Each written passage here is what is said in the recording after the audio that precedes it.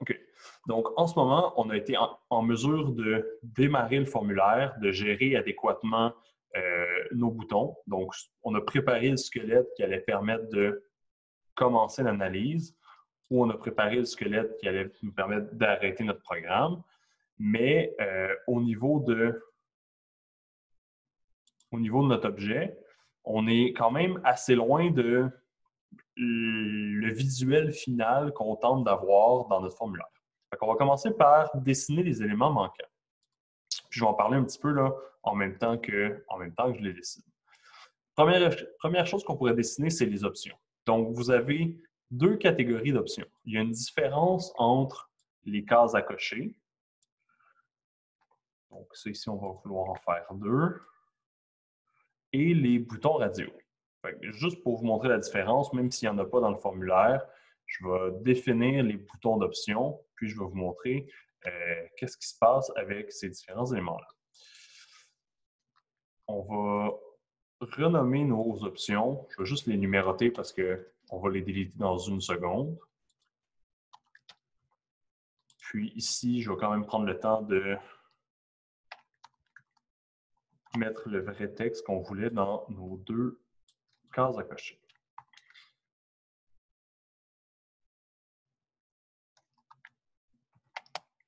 Comme on a mentionné au niveau des boutons ou au niveau du titre de la fenêtre, si vous voulez changer le texte qui est visible dans un widget, vous devez modifier la propriété Caption. C'est quelque chose qu'on fait à la création du bouton et c'est tout. Vous devez aussi renommer les boutons, les widgets que vous allez utiliser dans le code.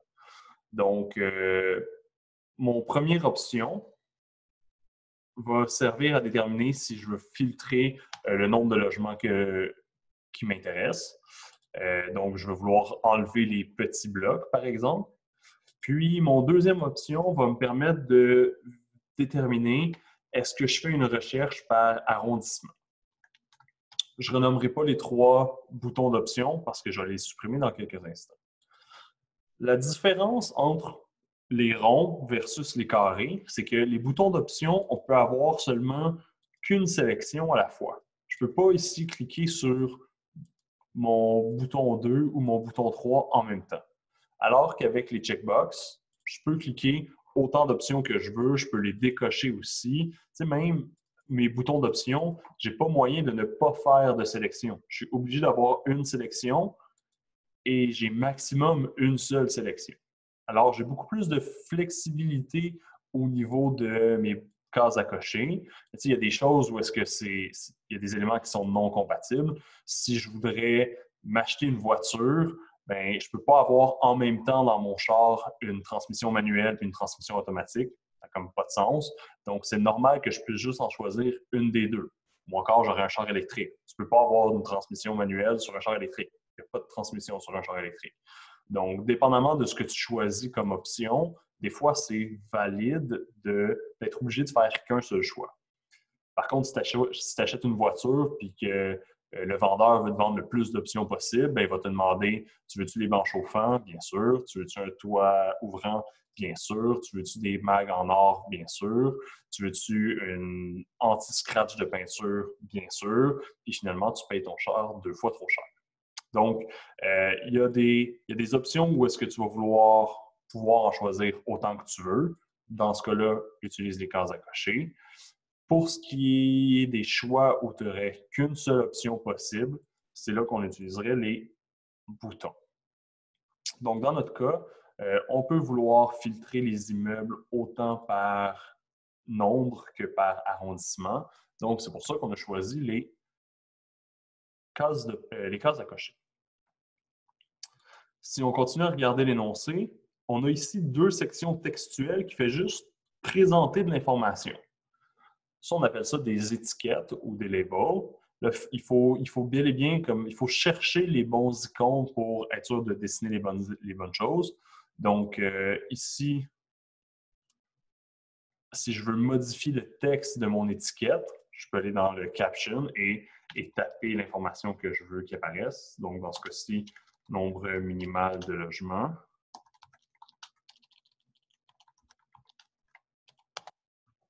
on voit que le texte que j'ai choisi ou que j'ai tapé dans mon caption apparaît au niveau de mon étiquette.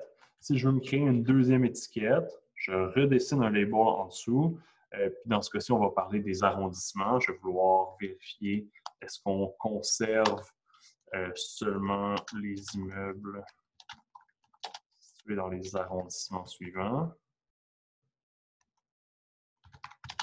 Donc, le texte que tu tapes dans le caption de n'importe quel widget, c'est le texte qui va apparaître au niveau de ton formulaire. La boîte de texte qui est ici, elle va être configurable. L'utilisateur va pouvoir taper un chiffre ou un mot à l'intérieur. Donc, on fait juste la dessiner à côté. Et ça, c'est un widget qu'on va vouloir manipuler, qu'on va vouloir modifier au niveau du code de notre formulaire. Donc, ce widget-là, je vais venir lui donner un nom. Comme j'ai mentionné tantôt, je vais tout le temps préfixer le nom de mes widgets par leur nature. Donc, tantôt, mes deux options, j'ai commencé par option suivi d'un complément. Ici, j'ai une boîte qui représente mon nombre de logements. Donc, j'utilise la nature de mon widget à l'intérieur de son nom. Pour la liste, il existe deux types de listes différentes, comme il existait deux types de boutons différents. Les listes sont plus semblables, c'est vraiment juste l'apparence des listes qui change. Quand on a une liste, une zone de liste ou un list box, exact, quand on a un list box ou une zone de liste, on a une liste avec multiples options qui sont visibles. Le scroll bar va apparaître tout seul quand on va remplir la liste tantôt. Contrairement au combo box ou à la liste déroulante, la liste déroulante, elle a juste une option de visible. Puis si tu veux voir l'ensemble des données qui sont disponibles dans ta liste, il faut vraiment que tu appuies sur la flèche. Puis on appelle ça une liste déroulante parce que justement, les options se déroulent une fois que tu appuies dessus. Dans ce cas-ci, on va utiliser la zone de liste. Puis on va la renommer. Donc, on est en train de parler d'une liste qui va contenir nos arrondissements. Fait que quand vous allez faire le design graphique de vos widgets au niveau du TP3, prenez le temps de renommer chacun des widgets que vous allez manipuler dans le code. Et là, il y a une particularité vraiment weird au niveau des fenêtres graphiques. Si je lance ma fenêtre une première fois, comme elle a l'air vide, c'est bien, mais là, je peux venir choisir des éléments au début. Je pourrais vouloir mentionner que je veux chercher seulement des immeubles avec 12 logements. Bien, si je ferme mon formulaire et que je l'ouvre à nouveau, comme mes anciennes données sont encore disponibles. Fait que si tu te commandes la PIDS ce soir au même magasin que moi, puis que mon numéro de carte de crédit est encore là, ça va me faire plaisir de te payer une PIDS, mais comme j'aimerais mieux pas payer une PIDS aux 140 étudiants que j'ai en ce moment cette session-ci. Donc, c'est pas normal là, que nos données restent à l'intérieur d'un site web ou restent à l'intérieur d'une interface graphique. Vous êtes responsable d'effacer ces données-là avant que la fenêtre apparaisse à l'utilisateur. Puis, autre élément, la liste est vide. Ça serait intéressant qu'on ait les différents arrondissements de Montréal à l'intérieur de cette liste-là pour qu'on puisse configurer notre recherche adéquatement. Encore une fois, les techniques que je vous montre en ce moment, elles sont tout le temps employées dans plus que 90% des formulaires que je crée ever. Donc, avant d'afficher un formulaire, ça va être important qu'on le prépare. On va se créer une procédure qui va nous permettre d'initialiser notre formulaire. Et cette procédure-là, elle n'existe pas de base. C'est nous qui allons la créer à toutes les fois. Ici, on va avoir besoin de la liste d'immeubles pour faire notre initialisation. Donc, souvent, les données qu'on charge vont être transférées au niveau de notre programme. Et donc, en ce moment, on est en train d'ajouter un autre programme au code de notre formulaire. Tantôt, on a ajouté une fonction publique. Maintenant, on est en train d'ajouter une procédure publique qui permet de faire l'initialisation de notre formulaire. Cette procédure-là reçoit la liste d'immeubles en paramètres. Puis, on va s'en servir pour remplir notre liste. Donc, la fonction d'initialisation a deux rôles. Tout d'abord, on efface les anciennes données du formulaire.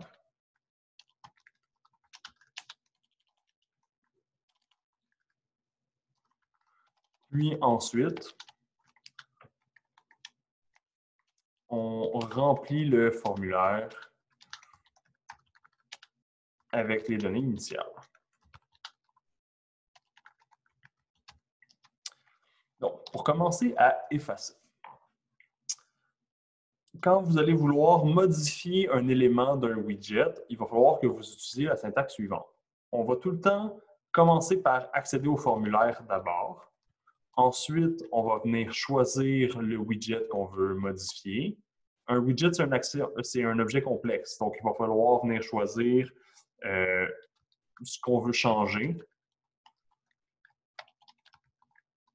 sur notre widget et on va venir placer sa nouvelle valeur. Fait que, par exemple, si je tente d'effacer la case qui est ici, j'ai écrit 12 tout à l'heure, puis je veux que le 12 qui soit là s'efface. Bien, pour effacer une boîte de texte, on a juste à écrire une chaîne de caractères vide à l'intérieur de notre boîte de texte. Mais avant de pouvoir placer mon texte vide, il faut que je sois capable d'accéder à ce widget-là. Donc, si on suit la syntaxe de base que j'ai écrit en haut, bon, quel formulaire je veux modifier? Le seul que je possède, le formulaire qui gère mes critères. Puis ça, c'est un objet complexe. Fait que si je place un point, j'ai maintenant accès à tout ce qui existe dans le formulaire, y compris mes boutons ou la couleur de fond du widget ou encore la boîte du logement. Donc, la boîte qui gère combien de logements, à combien de logements je m'intéresse. Je vais aller changer quelque chose dans cette boîte-là. Je ne m'intéresse pas à sa couleur, je ne m'intéresse pas à ses borders, je ne m'intéresse pas à sa position en X, je ne m'intéresse pas à sa grosseur. Ce que je veux aller changer, c'est sa valeur. Donc, il y a un champ qui s'appelle .value, comme dans une cellule Excel, par exemple. Et si je veux l'effacer, ben, on écrit la chaîne de caractères vide à l'intérieur. Fait que juste pour vous faire la démonstration, si je fais play, que j'entre un chiffre au niveau de mon formulaire, je ferme ma première exécution. Quand je redémarre la deuxième, avant même de voir apparaître le formulaire, on est allé exécuter une fonction qui modifie le comportement de notre formulaire. Le 25 que j'ai tapé tantôt est encore là, mais je vais prendre le temps de l'effacer avant de montrer mon formulaire à l'utilisateur. Comme ça, le 25 que j'avais tapé ici, c'est comme s'il n'avait jamais existé. Et la même chose au niveau de mes deux options qui sont ici. Si je ferme le formulaire en ce moment et qu'on recommence, quand on rentre dans l'initialisation et que je vais chercher mes options, donc mettons l'option sur le nombre de logements, lui aussi il y a une valeur qui représente le fait est-ce que je l'ai choisi ou pas cette option-là. En ce moment, sa valeur est à true et je vais vouloir l'effacer. Donc, le fait que j'avais choisi ma valeur tantôt, ça ne m'intéresse plus. Je veux prendre le temps de l'effacer, de la décocher. Et comme ça, quand le formulaire va popper, l'option que j'ai décochée ici apparaît comme si je ne l'avais jamais cochée. Il va falloir faire la même action pour notre deuxième boîte en dessous. Cette option-là, on l'avait appelée option arrondissement. Les listes sont plus complexes comme widget un petit peu que les options et que les boîtes de texte. Donc, pour effacer une liste, il va falloir qu'on utilise une procédure, une commande qui existe déjà sur la liste, qui s'appelle clear. Okay? Mais tu ne peux pas clear n'importe quoi.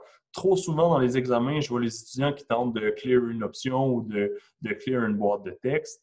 Faites attention, là, les options n'existent pas partout. Si tu essaies de faire un clear sur une boîte, on peut même l'essayer ici, là, mais quand tu vas dans ton formulaire, si on essaie d'aller dans la boîte, je vais placer un point. On voit que j'ai accès à plein d'éléments. Puis quand tu arrives dans les C, bien, malheureusement, CL, il n'y a rien. Il n'y a pas de clear qui existe sur une boîte de texte. C'est juste une commande qui n'existe pas sur ce widget-là. Donc, faites attention d'utiliser les bonnes commandes, les bonnes propriétés sur les bons widgets. Malheureusement, la portion formulaire demande un peu plus de par cœur que que le reste du cours. Autre exemple qu'on a besoin d'un petit peu plus de commandes pour manipuler nos widgets. Quand on va vouloir remplir le formulaire, il va falloir qu'on utilise aussi une autre commande sur notre liste. Donc, pour ajouter du texte à une liste, il faut utiliser une commande qui existe déjà. Donc, dès qu'on met un point, la commande elle nous pop en première option ou en premier choix. Pour ajouter un élément à notre liste, il faut utiliser la commande addItem. Et ici, je pourrais vous montrer qu'on est capable d'écrire différentes valeurs dans notre boîte de texte. Fait que je pourrais écrire « Salut » pour commencer, « Bonjour » ensuite, « Allô » en troisième. Et là, si on roule notre programme, on voit que la première section de notre fonction d'initialisation a permis d'effacer la boîte de texte, de décocher les deux éléments. Puis, dans la section en B, on est venu placer 3 mots au niveau de notre liste. En ce moment, je peux choisir juste un seul des 3 mots. Okay? Je ne peux pas, même si j'essaie d'appuyer avec CTRL, je ne peux pas faire plusieurs sélections dans ma liste. Au niveau de notre énoncé, on voit que j'avais été capable de choisir plusieurs arrondissements. Pour activer la sélection multiple, j'ai juste besoin d'aller dans les propriétés de ma liste. Il y a un champ qui s'appelle Multi-Select ici. Puis au lieu d'avoir une sélection simple avec le single, j'ai juste aller chercher l'option Multi. Et donc, de cette manière-là, je vais pouvoir choisir plusieurs mots en même temps, peut-être tous les mots ou en décocher. Je vais vraiment pouvoir avoir plusieurs sélections dans ma liste. Par contre, là, en ce moment, j'ai écrit 3 options par rapport. Nous, ce qu'on veut venir placer là, c'est le nom de certains arrondissements. Donc, on n'a pas le choix d'ajouter nos items une à la fois et c'est juste des chaînes de caractères qu'on peut ajouter. Donc, si je peux aller dans la liste de mon immeuble, aller chercher dans ma première case l'arrondissement de mon premier immeuble. Fait que, de mémoire, je pense que ça ici, c'était Unsick. Je ne suis pas sûr, je ne me rappelle plus. Non, c'est NDG.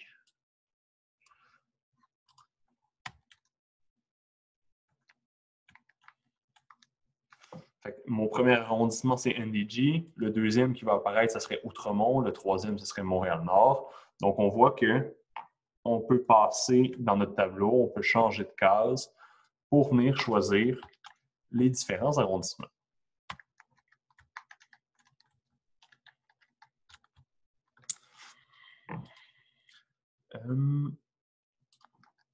Donc, si on exécute à nouveau notre programme, encore une fois, là, on sait maintenant qu'on a été capable d'effacer comme il faut le haut du formulaire. Puis, en ce moment, notre multisélection fonctionne et on a été capable d'ajouter les 3 premiers arrondissements. J'ai fait exprès de dérouler ici la boucle pour commencer par vous montrer comment on allait faire pour faire un ajout d'abord, puis ensuite comment on allait faire pour aller chercher un arrondissement. Mais clairement, je ne vais pas vouloir ajouter les arrondissements des 1000 immeubles en faisant 1000 copy-paste. Je pourrais passer sur l'ensemble des données de mon tableau avec une boucle.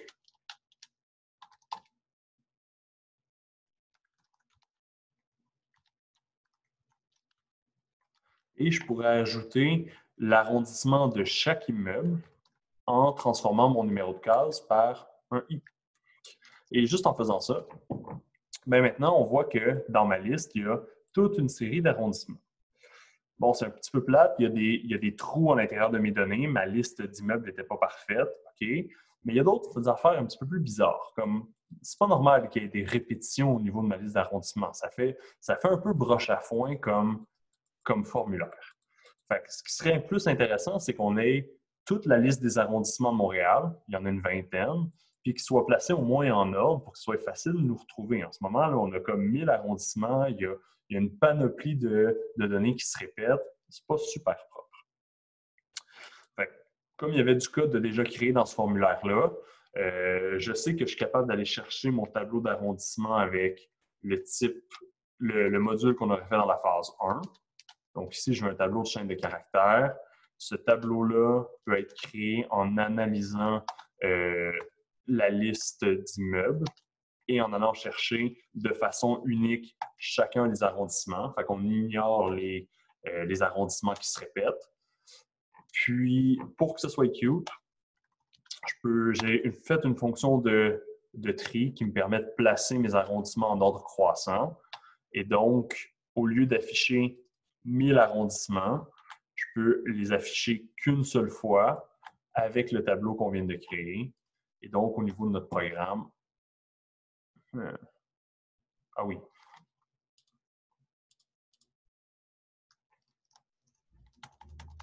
Ici, pour ajouter mes arrondissements, il faut que j'ajoute chacun des arrondissements du tableau en choisissant mes cases une par une.